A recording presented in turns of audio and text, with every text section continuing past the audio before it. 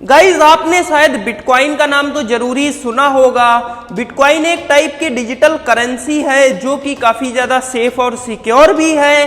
तो आज के इस वीडियो में हम बात करने वाले हैं बिटकॉइन के बारे में, जानेंगे कैसे ये वर्क करता है और क्या क्या इसके अलग अलग फीचर्स हैं। तो हाय गाइस, मेरा नाम है सगुन और आप देख रहे हैं चस्का फॉर यू। चलिए शुरू करते हैं आज का वीडियो। सब्सक्राइब कीजिए चस्का फॉर यू चैनल को और बेल आइकन को भी दबाइए लेटेस्ट साइंस और टेक्नोलॉजी से जुड़े वीडियो सबसे पहले देखने के लिए। तो गाइज बिटकॉइन एक प्रकार की डिजिटल करेंसी है जो कि क्रिएट हुई थी 2009 में, लेकिन गाइज इसके क्रिएटर का कुछ भी अता पता नहीं है कि किसने इस बिटकॉइन सिस्टम को क्रिएट किया। कुछ लोग कहते हैं कि सतोशी नाकामोटो के द्वारा इस बिटकॉइन सिस्टम को क्रिएट किया गया है, लेकिन कुछ लोग ऐसा भी कहते हैं कि कुछ ग्रुप ऑफ पीपल्स थे जिसमें गाइज कुछ सिक्योरिटी रिसर्चर्स भी शामिल थे, तो उन्होंने जो है इस पूरे बिटकॉइन सिस्टम को क्रिएट किया। तो गाइज ये अभी तक जो है ऐसा कोई भी पुष्टि नहीं हुई, ना कहीं से कुछ पता चला है कि किसने इसे क्रिएट किया है। लेकिन गाइज जिसने भी इसे क्रिएट किया है उसने काफ़ी सेफ और सिक्योर रूप से इसे क्रिएट किया, क्योंकि गाइज ये एक टाइप की डिसेंट्रलाइज्ड करेंसी है। तो गाइज डिसेंट्रलाइज्ड करेंसी का मतलब है कि इसमें जो बिटकॉइन सिस्टम में जो डेटा है वो गाइज डेटा किसी एक ही सर्वर या किसी एक ही अथॉरिटी के पास नहीं है। वो जो डेटा है वो पूरे यूजर्स जितने भी इसके यूजर्स हैं उन सब यूजर्स में वो डेटा डिस्ट्रीब्यूट है, मतलब उन सब यूजर्स के पास वो डेटा है। और इसीलिए गाइज ये सबसे ज़्यादा इसे सेफ और सिक्योर बनाता है, क्योंकि मान लीजिए कोई अगर एक यूज़र उस डेटा में कोई चेंज करेगा तो गाइज क्योंकि इतने ज़्यादा यूजर्स के पास वो डेटा है तो उससे क्या होगा, कोई एक चेंज कर लेगा तब भी जो है कोई फर्क नहीं पड़ने वाला है। और जब वो दोबारा अपने नेटवर्क से कनेक्ट होगा, मतलब उन सारे नेटवर्क से जब वो दोबारा कनेक्ट होगा तो जो उसने डेटा चेंज किया था वो वापस जो है रिवर्ट बैक हो जाएगा, यानी कि फिर से जो ओरिजिनल डेटा था वो आ जाएगा। इसका मतलब है इसमें चेंज कर पाना डेटा में इतना आसान नहीं है, क्योंकि इसमें बहुत ही ज़्यादा यूजर्स हैं और कोई एक दो यूजर डेटा चेंज करेंगे तो भैया कुछ होने वाला भी नहीं है। जैसे कि गाइज आप इसे एग्जाम्पल के माध्यम से समझ सकते हैं, जैसे इंडिया में होता है रिजर्व बैंक ऑफ इंडिया जो कि रूपी करेंसी को इशू करने का काम करता है और उस पर पूरा कंट्रोल रखता है। यानी कि गाइज ये जो रूपी करेंसी है वो समझ लीजिए एक सेंट्रलाइज्ड करेंसी है, यानी कि जो है वो एक सेंटर के अराउंड फिक्स है। जैसे आरबीआई है वो उसी पर पूरा कंट्रोल रखेगा और उसमें जो है नई करेंसी इशू करने का वो काम करता है।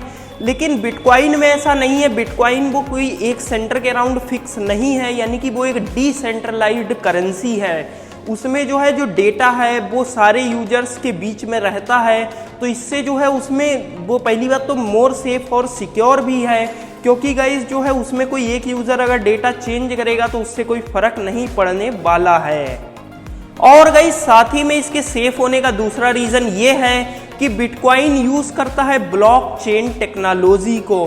तो इस टेक्नोलॉजी के माध्यम से क्या होता है कि इसमें जो ट्रांजैक्शंस का डेटा है वो एक बार जैसा लिख गया फिर उसे दोबारा कोई भी बदल नहीं सकता, यानी कि उसे कोई चेंज ही नहीं कर पाएगा दोबारा बार में।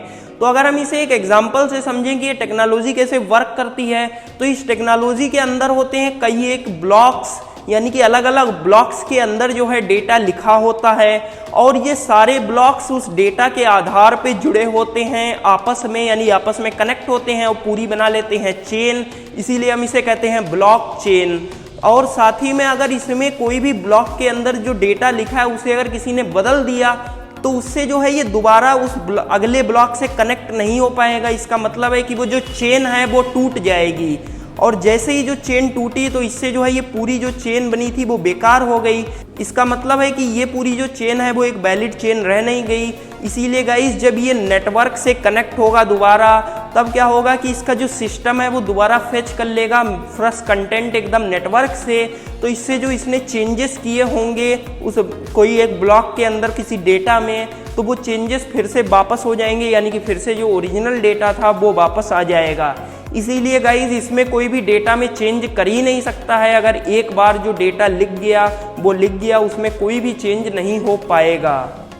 और गाइस साथ ही में बिटकॉइन करेंसी में जो ट्रांजैक्शन होते हैं, यानी कि जैसे आपके पास कोई बिटकॉइन है उसे आपको कोई दूसरे पर्सन के पास भेजना है, तो ये जो एक ट्रांजैक्शन होगा वो ट्रांजैक्शन को प्रोसेस करने के लिए किसी भी सर्वर की जरूरत नहीं पड़ती। यानी कि इसमें कोई भी सर्वर यूज़ नहीं होता। ये जो है यूज़ करता है पीर टू पीर नेटवर्क को, यानी कि ये समझ लीजिए ये जो आपका ट्रांजैक्शन है, जब आप इस ट्रांजैक्शन को क्रिएट कर देंगे उसके बाद ये ट्रांजैक्शन एक जगह पर स्टोर हो जाएगा और फिर गाइज वो सारे यूजर्स को पता चलेगा कि एक नया ट्रांजैक्शन ऐड हुआ है और उनमें से जौन सा भी यूजर सबसे पहले उस ट्रांजैक्शन को कैच कर पाया वो यूजर उस ट्रांजैक्शन को वेरीफाई करेगा कि ये ट्रांजैक्शन सही है कि नहीं, और वेरीफाई जब हो जाएगा तो फिर आपके जो बिटकॉइन हैं वो दूसरे पर्सन के पास इजीली ट्रांसफर हो जाएंगे। और गाइस साथ ही में जो ये यूजर्स हैं जो बिटकॉइन करेंसी के ट्रांजैक्शन को प्रोसेस करते हैं उन्हें हम कहते हैं माइनर्स, और ये जो प्रोसेस है उसे हम कहते हैं माइनिंग यानी बिटकॉइन माइनिंग। ये शायद आपने शब्द सुना भी होगा बिटकॉइन माइनिंग या बिटकॉइन माइनर्स। तो ये जो है ये अलग अलग यूजर्स, यानी कि जैसे आप भेज रहे हैं किसी दूसरे पर्सन को, कोई दूसरा पर्सन कहीं और भेज रहा है, तो ये जो जितने जितने टाइप के अलग अलग ट्रांजैक्शन बनते हैं इन सब ट्रांजैक्शन को वैलिडेट या प्रोसेस करने का काम करते हैं ये माइनर्स। और गाइस साथ ही में फिर इन माइनर्स को जो है उस जो ट्रांजैक्शन है उसकी कॉस्ट भी मिलती है, यानी कि गाइज इसमें क्या होता है कि जैसे आप जो है भेजें किसी दूसरे पर्सन को तो जितने बिटकॉइन आप किसी दूसरे पर्सन को भेजेंगे उतने नहीं रिसीव होंगे, उसमें बहुत थोड़े सा अमाउंट जो है कम हो जाएगा। तो ये जितना अमाउंट कम हुआ है वो उतना अमाउंट मिल जाता है उस माइनर को, यानी कि जिसने आपका ट्रांजैक्शन प्रोसेस किया है। इसीलिए गाइस जो लोग हैं जो बिटकॉइन माइनिंग का काम करते हैं वो काफ़ी हैवी कंप्यूटर्स लगाते हैं जिसमें काफ़ी पावरफुल सीपीयू और जीपीयू होता है, क्योंकि गाइज उससे क्या होता है कि उन्हें सबसे पहले वो ट्रांजैक्शन मिल पाता है और वो फटाक से प्रोसेस कर लेते हैं, जिससे कि अगर मान लीजिए कोई और ज़्यादा फास्ट सीपीयू लगा लेगा तो हो सकता है उसका ट्रांजैक्शन इनसे पहले प्रोसेस हो जाए, तो उसको जो है वो जो कॉस्ट थी या जो चार्ज था बीच में वो मिल जाएगा। तो इसीलिए गाइज जो लोग माइनिंग का काम करते हैं वो काफ़ी जो है पावरफुल सीपीयू और जीपीयू लगाते हैं। और गाइस साथ ही में इसीलिए जो है इसमें इलेक्ट्रिसिटी की कंजम्पशन भी काफ़ी हाई है, क्योंकि इतने पावरफुल सीपीयू जीपीयू लगेंगे तो इससे जो इलेक्ट्रिसिटी की वेस्टेज है वो भी काफ़ी ज़्यादा होती है। और गाइस इसीलिए जो है ये कार्बन डाइऑक्साइड के पोल्यूशन में जो इन्वायरमेंट में होता है वो कंट्रीब्यूशन करने में इस बिटकॉइन का काफ़ी ज़्यादा रोल भी है। और गाइज अगर हम बात करें तो इस बिटकॉइन को हम डिनोट करते हैं इस सिंबल से, लेकिन गाइज साथ ही में जो है इसकी कुछ छोटी छोटी अलग अलग यूनिट्स भी और चलती हैं, जैसे कि मिली बिटकॉइन। तो ये जो मिली बिटकॉइन होते हैं अगर हम 1000 मिली बिटकॉइन मिला लेंगे तो वो एक बिटकॉइन के बराबर हो पाएगा। इसी तरीके से चलता है माइक्रो बिटकॉइन। तो माइक्रो बिटकॉइन में अगर हम 10 लाख माइक्रो बिटकॉइन को मिला लें तो वो जो है एक बिटकॉइन के बराबर हो पाता है। और गाइज इसी के साथ में एक और भी यूनिट चलती है जिसे हम कहते हैं सतोशी। तो और ये गाइज जो सतोशी है इसमें अगर हम 10 करोड़ सतोशी मिला लें तो गाइज ये बन पाता है एक बिटकॉइन, यानी कि जो सतोशी है वो सबसे छोटी यूनिट है इस पूरे बिटकॉइन सिस्टम में। और साथ ही में जो बिटकॉइन यूजर्स होते हैं उनके पास जो है 2 अलग अलग टाइप्स के एड्रेस होते हैं। एक एड्रेस को हम कहते हैं पब्लिक एड्रेस, एक एड्रेस को हम कहते हैं प्राइवेट एड्रेस। तो गाइज ये जो पब्लिक एड्रेस होता है वो उस नेटवर्क जितने भी यूजर हैं उस बिटकॉइन सिस्टम में उस नेटवर्क में सारे यूजर्स को आपका पब्लिक एड्रेस दिखता है। लेकिन गाइज ये जो प्राइवेट एड्रेस या जो ये प्राइवेट की भी इसे हम कहते हैं, तो ये जो चीज़ है वो आपकी सीक्रेट होती है। इसे आप जो है किसी दूसरे को शेयर नहीं कर सकते, क्योंकि गाइज इसी से आप ट्रांजैक्शन कर पाते हैं। यानी कि अगर मान लीजिए आपको किसी दूसरे पर्सन को कुछ बिटकॉइंस भेजने हैं तो इसी की के माध्यम से आप उस ट्रांजैक्शन को ऑथेंटिकेट कर पाएंगे, यानी कि उस ट्रांजैक्शन को एक जगह पर डाल पाएंगे जिससे कि वो माइनर्स हैं वो उस ट्रांजैक्शन को फिर फर्दर प्रोसेस कर पाएंगे। तो यानी कि जो है फिर इसमें यूज़ होती है आपकी ही प्राइवेट की। इसीलिए जो आपकी प्राइवेट की है वो काफ़ी सेफ और सिक्योर जगह पर स्टोर होनी चाहिए।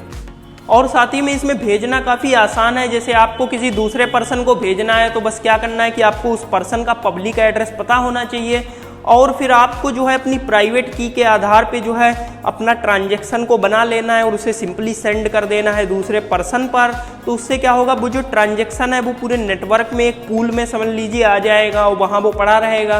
और जब कोई माइनर आएगा वो माइनर उस ट्रांजैक्शन को उठा के उसे वैलिडेट कर देगा, उससे फिर ईजिली जो बिटकॉइंस हैं वो ट्रांसफ़र हो जाएंगे दूसरे पर्सन में।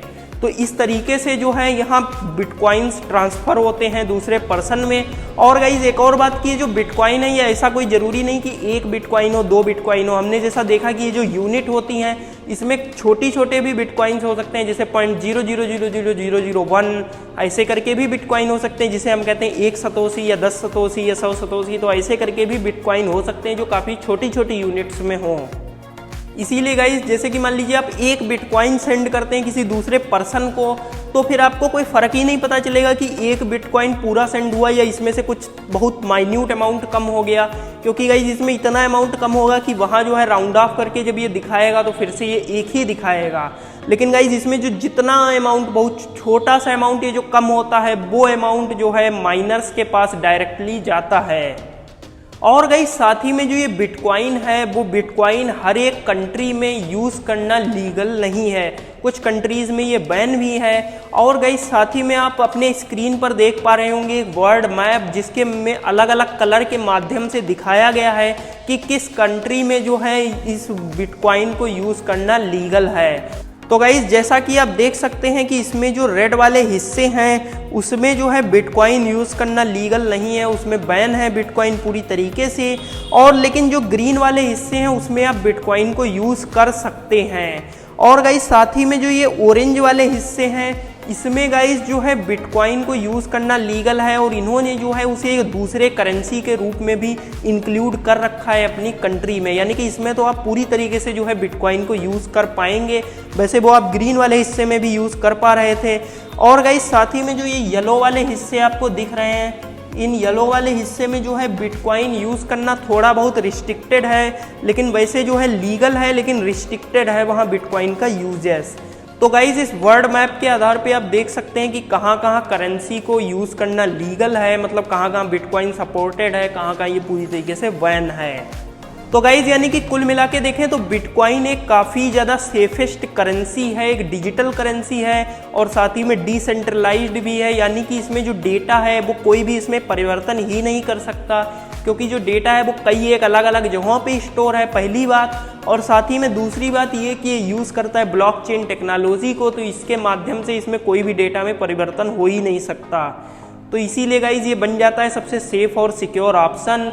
और जो मेजर कंट्रीज़ हैं उनने जो है बिटकॉइन को अडॉप्ट कर रखा है, मतलब वहाँ यूज़ करना लीगल है। और गाइज साथ ही में जो है हमने इस वीडियो में ये भी जाना कि बिटकॉइन कैसे वर्क करता है, वो क्या क्या इसके फीचर्स हैं।